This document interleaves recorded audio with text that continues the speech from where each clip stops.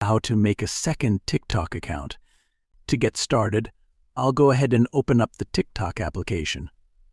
As you can see, we're now in the TikTok homepage. Here you can explore and view TikTok Reels. On this page, go to the bottom right corner and tap on Profile. Here you can edit and view your profile information. Now go to the top right corner and tap on the 3 horizontal bars. Then tap on Settings and Privacy. Then scroll down to the end and go to Switch Account. Now tap on Add Account. If you don't have another account, then you have to sign up here.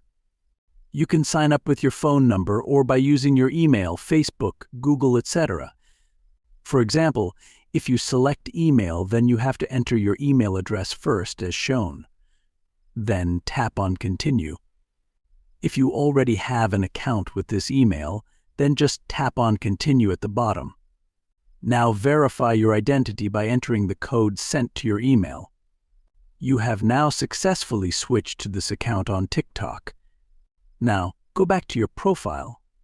Then go to the top right corner and tap on the 3 horizontal bars. Then go to Settings and Privacy. Now go to Switch Account again. You can now view your other accounts over here. Following these steps, you can easily make a second TikTok account.